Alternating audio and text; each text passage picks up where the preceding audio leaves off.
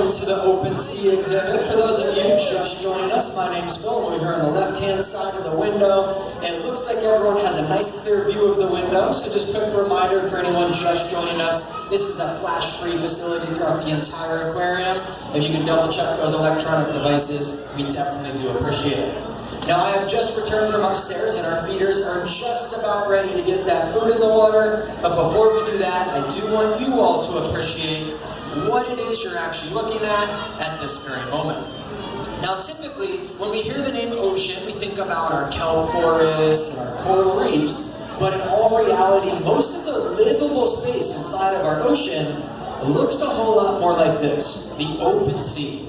So to recreate that habitat, what we have in front of you is 1.2 million gallons of seawater and several animals that have adapted to a lifestyle when they're far away from land, far away from rocks and kelp and sand, a world where it really is just you and the big old blue. And to help me tell my story today, I do have a screen on either side of the exhibit window. And what you're looking at right now is what you can't see from down here. This is the top of the Open Sea exhibit. As you can see, it really is just like a giant, giant swimming pool. And hanging out upstairs right now is one of my really good friends, Christine. She's going to give us the play-by-play of all the action happening upstairs. So let's check in with her real quick. Good morning, Christine.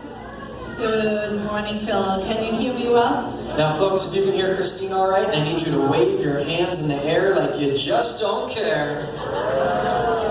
All right, Christine can't see you. It's just fun for me to watch. Thank you. We have confirmed we can hear you just fine. We're looking at a lot of different shapes, sizes, and speeds of animals. What's the plan for breakfast this morning?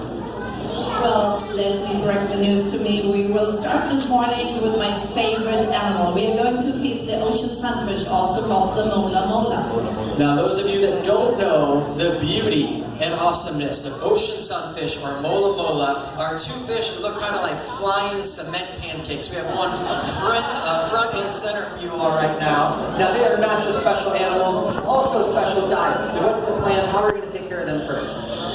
So first of all, let me explain you, because I have two colleagues from the husbandry staff right behind me here on the catwalk, and they do all the action work. What they will do, they will feed the gel diet today. And how do they do that? We have planned to do a target feeding. So we want the mola to come to the center of the exhibit, react to the target that looks like a white PVC pipe, and then the target comes to the surface and will pick up its food. Yeah, so to this day, we try every single morning. I personally was working on this morning. We don't speak ocean sunfish. We can't figure it out. We have trained them to come to us. So keep your eyes open. One of them, I think, is already kind of aware of what's about to happen. We'll keep our eyes right in the center, top of the surface of the water for some white PVC pipes. And then they're going to go flying. Okay, it's starting. Now watch this other sunfish, folks. Fastest sunfish. There we go. Okay, so once they're in place, what is the next round, Christine? Well, we're busy with the sunfish, and we feed them on the back of the exhibit for a reason, to keep them out of the mood with all the fast swimming. We focus next on the fast swimmers, and they will get a fast feeding in the morning. You see coming in squid and fish and a gel diet. And now, Christine, I can see we have Teresa, the finest squid slinger on this side of the Mississippi. He's tossing in some food right now. The action has started. Sorry with you, I might take things over from here, but will you be joining us downstairs to meet your newest fans in a little bit? I will see you in a moment downstairs. Have fun. All right, everyone, wave goodbye to Christine real quick.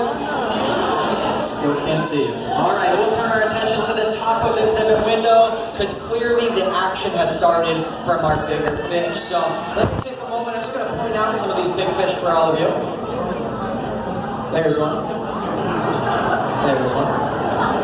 All right, I'll even tell you the names of these fish. That's how nice I am. And the most active fish clearly right now are these long, slender fish up at the surface of the water. Those are our dolphin fish. They get that name because they have big round foreheads, much like the mammal, a dolphin. And they also like to spend time at the surface of the water, very much like a dolphin as well. But that is a fish of many names. They also go by the name of Dorado, meaning golden one, and at peak levels of excitement, you can actually see some of our younger ones right now, they can actually change the color of their skin from this silvery coloration you're seeing on most of them to bright blue, bright green, even bright gold, hence that name, Dorado. But I did mention a fish of a many names. They do have a third name they go by that many of you might be familiar with if you've ever met one of those fish on your dinner plate. They also go by the third name of Mahi Mahi. Alright, sounds like we have some seafood fans out there. Yes, it turns out people don't really like ordering dolphin at the restaurant, so instead they use the Polynesian name Mahi Mahi, meaning strong, strong. Now also in our big fish party right now, we have a lot of different football-shaped fish that are kind of darting around the middle of the exhibit window. We have a couple different types of tuna here. So if you look at the largest, almost kind of overinflated footballs, those are going to be our yellowfin, or ahi tunas. That is what you're going to call them in the restaurants. But we also have some of these medium-sized, almost a little more deflated Tom Brady footballs that are joining in the middle there as well. And those are going to be some skipjack tuna as well as some bonito. You're going to see both of those species have some little black stripes on the side as well.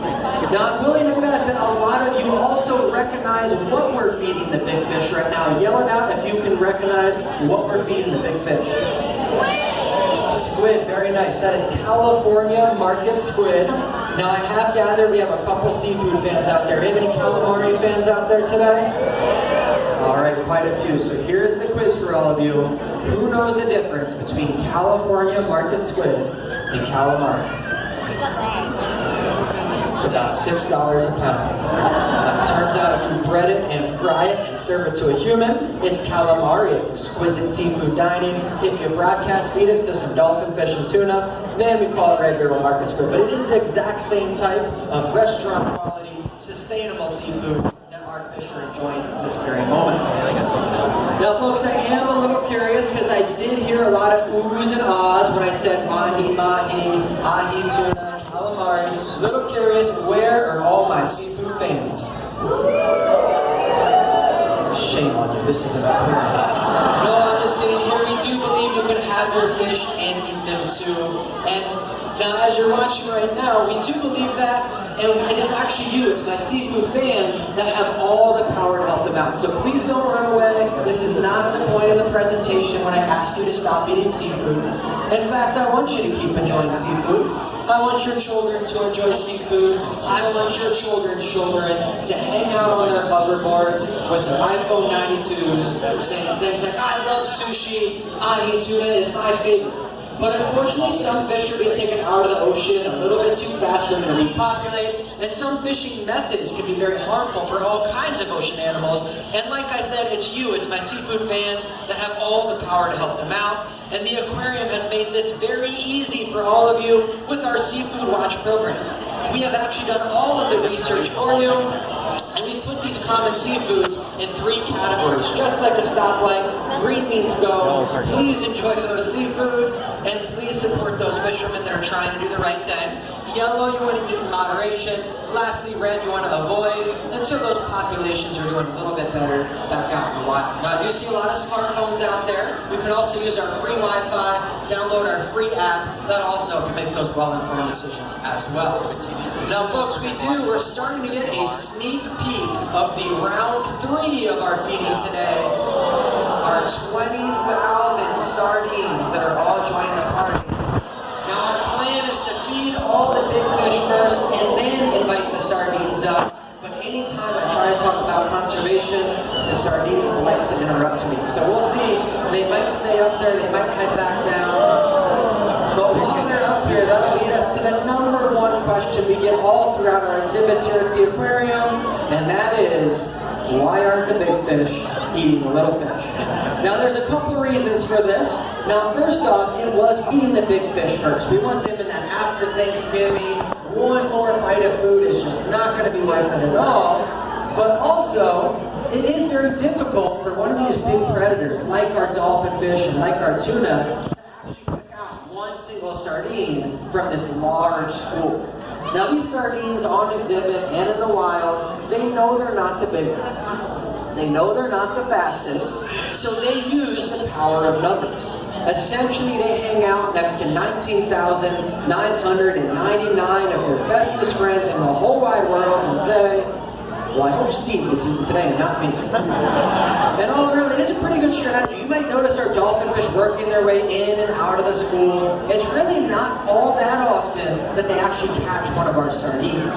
And if anyone here is still thinking, they're very skeptical, saying, well, that doesn't make sense, it makes you one big target, let's do a quick science experiment. I want you all to pretend that you're a hungry dolphin fish or a hungry tuna, and you did want to eat one of those sardines. I want you to pick one single sardine and try to follow it for 10 seconds. Are you ready? Go.